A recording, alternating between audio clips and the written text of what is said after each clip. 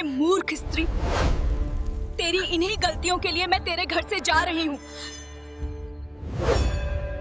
सनातन धर्म और वास्तुशास्त्र में गृहस्थ जीवन को सबसे पवित्र माना गया है। घर की स्त्री को साक्षात गृह लक्ष्मी कहा जाता है, लेकिन कई बार दया और प्रेम के भाव में आकर घर की औरतें अनजाने में कुछ ऐसी चीजें पड़ोसियों या रिश्तेदारों को दे देती हैं जिससे माता लक्ष्मी हमेशा के लिए उस घर को त्याग देती हैं। आज मैं आपको एक ऐसी ही प्राचीन और रहस्यमयी कथा सुनाने जा रहा हूँ। सुकन्या नाम की एक अत्यंत गुणवान और पतिव्रता स्त्री ने अनजाने में अपनी पड़ोसन को घर की 4 ऐसी चीजें दे दी जिसके कारण उसका हंसता खेलता परिवार रातों रात सड़क पर आ गया। आखिर वो 4 चीजें कौन सी हैं जो भूलकर भी किसी को नहीं देनी चाहिए? अगर आपको धर्मशास्त्र और पुराण से जुड़ी ऐसी ही अद्भुत और रहस्यमयी जानकारियां पसंद हैं, तो अभी मेरी चैनल धर्म बंधन को सब्सक्राइब कीजिए, वीडियो को लाइक कीजिए और कमेंट में जरूर बताइए कि आप किस शहर से देख रहे हैं। प्राचीन काल की बात है। मध्य देश में एक अत्यंत सुंदर और शोभायमान नगरी हुआ करती थी। उस नगरी में एक सुकन्या नाम की स्त्री अपने पति और सास ससुर के साथ खुशी से जीवन व्यतीत कर रही थी। सुकन्या कोई साधारण स्त्री नहीं थी, वह साक्षात देवी के समान गुणवान और पतिव्रता नारी थी। वह सत्य और धर्म के मार्ग पर चलने वाली और घर के कामकाज में बहुत ही निपुण थी। सुकन्या का स्वभाव इतना दयालु था कि वह कभी किसी को दुखी नहीं देख सकती थी। वह हमेशा दूसरों की मदद करने के लिए तैयार रहती थी। उसका पति संजय एक व्यापारी था। उसकी अनाज की एक बहुत बड़ी दुकान थी। वह बाजार में लोगों की जरूरत का सामान बेचकर अच्छा धन कमाता था। सुकन्या अपने पति से बहुत प्रेम करती थी। वह अपने पति को ही अपना परमेश्वर मानती थी और पूरे मन से उसकी सेवा करती थी। सुकन्या का हर दिन धर्म और कर्म से जुड़ा होता था। वह रोज सुबह सूरज उगने से पहले बिस्तर छोड़ देती थी। जागने के बाद वह सबसे पहले अपने घर के आंगन को साफ करती थी। फिर वह बहुत ही सुंदर रंगोली बनाकर अपने आंगन को सजाती थी। घर की साफ सफाई करने के बाद वह स्नान करती और पूरी पवित्रता के साथ तुलसी माता को जल चढ़ाती थी। इसके बाद वह घर के मंदिर में देवी देवताओं की पूरे विधि विधान से पूजा करती थी। सुकन्या ने अपने जीवन में कभी किसी का अपमान नहीं किया था। वह हर किसी से बहुत मीठी और मधुर वाणी में बात करती थी। उसकी बोली में मानो साक्षात अमृत घुला हुआ था। जो भी व्यक्ति सुकन्या से बात करता वह बस उसी का होकर रह जाता था। गांव के सभी लोग सुकन्या को देखकर कहते थे कि यह तो साक्षात माता लक्ष्मी के समान गुणों वाली स्त्री है। उसके अलावा सुकन्या दान और पुण्य करने में भी कभी पीछे नहीं हटती थी। उसके घर के दरवाजे पर जो भी भिखारी या जरूरतमंद आता वह उसे कभी खाली हाथ वापस नहीं भेजती थी। वह हर किसी को अपनी हैसियत से बढ़कर दान देती थी। जो भी भूखा इंसान उसके घर आता सुकन्या उसे भरपेट भोजन करवाकर ही विदा करती थी। इस कारण से उसके घर आए हुए सभी लोग बहुत खुश होकर उसे ढेरों आशीर्वाद देकर जाते थे। इतना ही नहीं, सुकन्या अपने पड़ोसियों का भी बहुत ख्याल रखती थी। उसके पड़ोस में जो भी गरीब और दुखी लोग रहते थे, सुकन्या उन्हें रोज भोजन देती थी। पड़ोसियों को घर के काम के लिए जब भी किसी चीज की जरूरत होती, सुकन्या बिना कुछ सोचे समझे तुरंत अपनी चीजें उन्हें दे देती थी। इस कारण से सुकन्या के पड़ोसी उसका बहुत सम्मान करते थे। वे सभी सुकन्या को साक्षात अन्नपूर्णा माता का रूप मानते थे। लेकिन लोगों की इतनी तारीफ सुनकर भी सुकन्या के मन में कभी घमंड नहीं आया। वह हमेशा जमीन से जुड़ी रही और सबको आदर देती रही। फिर एक दिन सुकन्या की जिंदगी में एक ऐसा मोड़ आया जिसने सब कुछ बदल कर रख दिया। एक दिन सुकन्या की एक पड़ोसन उसके घर आई। सुकन्या ने हमेशा की तरह उसका बहुत प्रेम से स्वागत किया। उसने अपनी पड़ोसन से पूछा कि हे बहन, हमारे घर में तुम्हारा बहुत बहुत स्वागत है। आज किस काम से तुम्हारा मेरे घर आना हुआ है? यदि तुम्हें कोई भी वस्तु चाहिए तो बिना किसी संकोच के मुझसे मांग लो। मैं तुम्हारी हर संभव मदद करूंगी। सुकन्या की यह बात सुनकर उस पड़ोसन ने कहा कि हे सुकन्या बहन, आज मेरे घर पर कुछ खास रिश्तेदार आए हुए हैं। मैं उनके लिए भोजन तैयार कर रही हूँ। मुझे रोटियां बनानी हैं, लेकिन मेरे पास बर्तन कम पड़ गए हैं। इसलिए मैं तुम्हारे पास रोटी बनाने के लिए तुम्हारा चकला बेलन और तवा मांगने आई हूँ। अगर तुम कुछ समय के लिए मुझे अपना चकला बेलन और तवा उधार दे दोगी तो तुम्हारी बहुत कृपा होगी।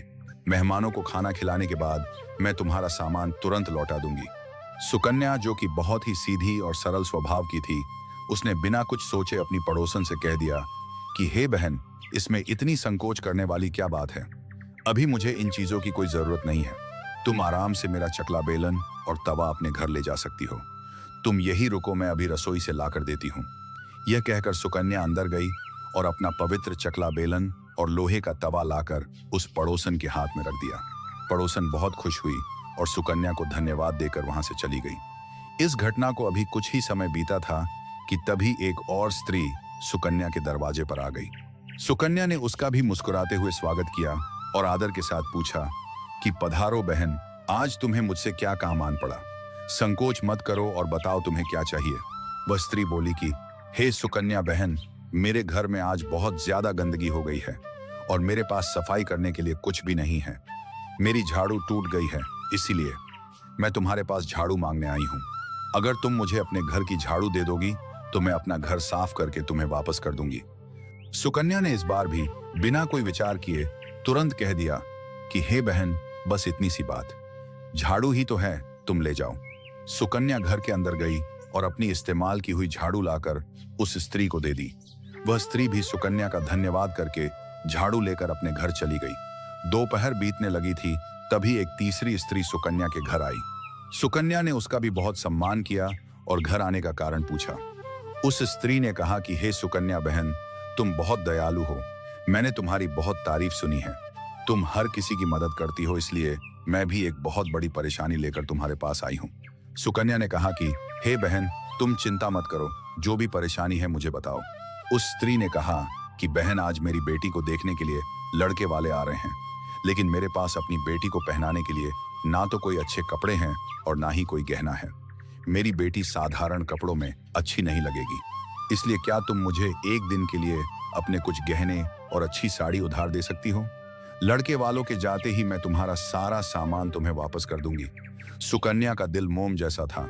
उसने तुरंत कहा कि बहन, तुम्हारी बेटी मेरी छोटी बहन जैसी ही है, मैं उसकी मदद जरूर करूंगी। सुकन्या ने अपनी तिजोरी खोली और अपने सबसे कीमती गहने और एक बहुत ही सुंदर साड़ी निकालकर उस स्त्री को दे दी।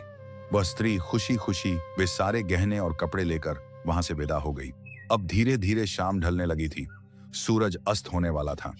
तभी एक चौथी पड़ोसन सुकन्या के घर दौड़ती हुई आई। सुकन्या ने उसे भी बहुत प्यार से बैठाया और पूछा कि क्या बात है बहन, तुम इतनी घबराई हुई क्यों हो? पड़ोसन ने कहा कि हे सुकन्या बहन, मेरा छोटा बच्चा बहुत देर से भूख से रो रहा है। मेरे घर में उसे पिलाने के लिए एक बूंद भी दूध नहीं है। शाम हो चुकी है और बाजार भी दूर है। अगर तुम मुझे थोड़ा सा दूध दे दोगी तो मेरे बच्चे का पेट भर जाएगा। सुकन्या ने फिर से बिना किसी नियम धर्म का विचार किए अपनी रसोई से ताजा दूध निकाला और उस पड़ोसन के बर्तन में डाल दिया। पड़ोसन दूध लेकर खुशी खुशी चली गई। सुकन्या बहुत संतुष्ट थी कि आज उसने इतने सारे लोगों की मदद की। वह खुशी खुशी अपने घर के कामों में लग गई। रात होने पर सुकन्या का पति संजय घर लौट कर आया। सुकन्या ने हमेशा की तरह अपने पति के चरण स्पर्श किए और उसे भोजन करवाया। दोनों पति पत्नी खुशी खुशी सो गए। सुकन्या की बाहर में कई, लेकिन उन्हें इस बात का बिल्कुल भी अंदाजा नहीं था कि अगली सुबह उनके जीवन में कितना बड़ा तूफान लेकर आने वाली है। जैसे ही सुबह हुई, उनके दरवाजे पर जोर जोर से दस्तक हुई। एक आदमी भागता हुआ आया और सुकन्या के पति से बोला कि हे भाई, जल्दी चलो, कल रात तुम्हारी दुकान में बहुत बड़ी चोरी हो गई है। चोरों ने तुम्हारी दुकान का सारा कीमती माल और गल्ले में रखा हुआ सारा पैसा लूट लिया है। यह सुनकर सुकन्या का पति बुरी तरह घबरा गया। वह दौड़कर अपनी दुकान पर गया तो उसने देखा कि सब कुछ लुट चुका था। उसकी जिंदगी भर की कमाई रातों रात गायब हो चुकी थी। वह बहुत दुखी और निराश होकर घर लौटा। उसने सुकन्या को जब यह बुरी खबर सुनाई तो सुकन्या भी रोने लगी, लेकिन सुकन्या ने अपने पति को हिम्मत देते हुए कहा कि आप चिंता मत कीजिए स्वामी, घर की तिजोरी में अभी भी बहुत सारा धन रखा हुआ है। हम उस पैसे से फिर से नया व्यापार शुरू कर लेंगे। यह सोचकर सुकन्या दौड़कर तिजोरी के पास गई, लेकिन जैसे ही उसने तिजोरी खोली, उसके पैरों तले जमीन खिसक गई। तिजोरी पूरी तरह खाली थी। घर के अंदर का सारा धन और सोने चांदी के जेवर भी चोरी हो चुके थे। यह देखकर सुकन्या फूट फूट कर रोने लगी। उसे कुछ समझ नहीं आ रहा था कि बंद घर में इतनी बड़ी चोरी कैसे हो गई। सुकन्या का पति यह सब देखकर बहुत ज्यादा क्रोधित हो गया। उसका गुस्सा 7वें आसमान पर पहुंच गया। उसने सुकन्या से चिल्लाकर पूछा कि सच सच बता, घर का सारा पैसा कहाँ गया? तू तो घर पर ही थी। सुकन्या रोते हुए बोली कि स्वामी, मुझे कुछ नहीं पता। कल रात तक सब कुछ यही था। आप शांत हो जाइए, हम कोई रास्ता निकाल लेंगे। लेकिन उसका पति गुस्से से पागल हो चुका था। उसने कहा कि यह सब तुम्हारी वजह से हुआ है। तुम जो दिन भर अनजान लोगों को घर में बुलाकर बिठाती हो, उन्हें अपना सामान बांटती हो, यह उसी का नतीजा है। जरूर तुम्हारी उन पड़ोसनों में से ही किसी ने हमारे घर में चोरी की है। सुकन्या की सास ने भी सुकन्या को ताने मारना शुरू कर दिया। सास कहने लगी कि यह कुलक्षणी है, इसी ने अपना सारा सामान और घर का पैसा दूसरों को लौटा दिया है। सुकन्या को याद आया कि उसने अपने गहने पड़ोसन को दिए थे। उसने अपने पति से कहा कि स्वामी, आप चिंता मत कीजिए, मैंने अपने गहने एक पड़ोसन को दिए हैं, मैं अभी लेकर आती हूँ। सुकन्या दौड़ती हुई उस पड़ोसन के घर गई, लेकिन वहां जाकर उसने देखा कि उस पड़ोसन का घर खाली पड़ा था। वह औरत सुकन्या के सारे कीमती गहने लेकर गांव से भाग चुकी थी। सुकन्या खाली हाथ रोते हुए वापस आई और अपने पति को पूरी बात बताई। यह सुनकर उसके पति का धैर्य टूट गया। उसने सुकन्या को बहुत भला बुरा कहा। उसने कहा कि तू एक मूर्ख औरत है, तेरी इसी झूठी दया के कारण आज मैं सड़क पर आ गया हूं। तेरा सारा धर्म कर्म दिखावा है। अब तू इस घर में एक पल भी नहीं रह सकती। मैं तुझे इसी वक्त इस घर से निकाल रहा हूं। सुकन्या अपने पति के पैरों में गिर पड़ी और गिड़गिड़ाते हुए बोली कि हे स्वामी, ऐसा मत कहिए, मैंने जानबूझकर कोई गलती नहीं की है। आपके बिना मेरा इस दुनिया में कोई सहारा नहीं है। मैं आपको छोड़कर कहाँ जाऊंगी, मुझ पर दया कीजिए। लेकिन उसके पति ने एक नहीं सुनी। उसने सुकन्या को धक्के मारकर घर से बाहर निकाल दिया और दरवाजा बंद कर लिया। सुकन्या रोते बिलखते सड़कों पर भटकने लगी। उसे समझ नहीं आ रहा था कि आखिर उसने ऐसा कौन सा पाप किया है जिसकी इतनी भयानक सजा उसे मिल रही है। चलते चलते वह गांव के बाहर एक पुराने माता लक्ष्मी के मंदिर के पास पहुंची। वह मंदिर की सीढ़ियों पर बैठकर जोर जोर से रोने लगी। उसने माता लक्ष्मी की मूर्ति की तरफ देखकर कहा कि हे माँ, मैंने जीवन भर तुम्हारी इतनी भक्ति की, मैंने कभी किसी का बुरा नहीं चाहा, फिर भी आज मेरी यह दुर्दशा क्यों हुई? आखिर मैंने ऐसा कौन सा महापाप कर दिया कि तुमने मेरा घर छोड़ दिया और मेरे पति ने मुझे निकाल दिया? सुकन्या को लगने लगा कि जब उसका पति ही उसे नहीं चाहता तो इस जीवन का क्या लाभ। उसने फैसला किया कि वह पास ही बहने वाली गहरी नदी में कूदकर अपनी जान दे देगी। वह रोती हुई नदी के किनारे पहुंची। उसने हाथ जोड़कर कहा कि हे मां लक्ष्मी, अगर मेरी पूजा में कोई कमी रह गई हो तो मुझे माफ कर देना। मैं अपने पति के बिना जीवित नहीं रह सकती। इतना कहकर सुकन्या जैसे ही नदी में कूदने के लिए आगे बढ़ी, तभी वहां एक बहुत तेज रोशनी चमक उठी। उस दिव्य रोशनी में साक्षात माता लक्ष्मी प्रकट हो गई। माता लक्ष्मी ने सुकन्या को रोकते हुए कहा कि रुक जाओ सुकन्या, तुम यह क्या अनर्थ करने जा रही हो? आत्महत्या करना इस संसार का सबसे बड़ा पाप है। भगवान का दिया हुआ यह शरीर ऐसे ही नष्ट करने के लिए नहीं है। सुकन्या साक्षात माता लक्ष्मी को अपने सामने देखकर उनके चरणों में गिर पड़ी। उसने रोते हुए कहा कि हे मां, मैं विवश हूं। मेरे पति ने मेरा त्याग कर दिया है और एक स्त्री का जीवन उसके पति के बिना कोई मोल नहीं रखता। मैं यह अपमान सहन नहीं कर सकती। माता लक्ष्मी ने सुकन्या को उठाते हुए बहुत ही प्रेम से कहा कि हे पुत्री, मैं सब कुछ जानती हूँ। मैं यह भी जानती हूँ कि तुम्हारे घर में यह दरिद्रता क्यों आई और तुम्हारे पति ने तुम्हें घर से क्यों निकाला। यह सब किसी और की नहीं, बल्कि तुम्हारी अपनी भूल का नतीजा है। तुमने जाने अनजाने में अपने घर की कुछ ऐसी पवित्र चीजों का दान कर दिया था जिसके कारण मैं तुम्हारे घर में एक पल भी नहीं रुक सकी। मुझे विवश होकर तुम्हारे घर से जाना पड़ा, और जिस घर से लक्ष्मी चली जाती है वहां सुख, शांति और धन कभी नहीं टिकता। सुकन्या ने हैरानी से पूछा कि हे माँ, मैंने ऐसी कौन सी चीजों का दान कर दिया? कृपा करके मुझे मेरी उस भारी भूल के बारे में बताइए। तब माता लक्ष्मी ने कहा कि हे सुकन्या, अब तुम ध्यान से सुनो। मैं तुम्हें उन 4 चीजों के बारे में बताने जा रही हूं जो एक स्त्री को भूलकर भी किसी दूसरे को इस्तेमाल करने के लिए नहीं देनी चाहिए।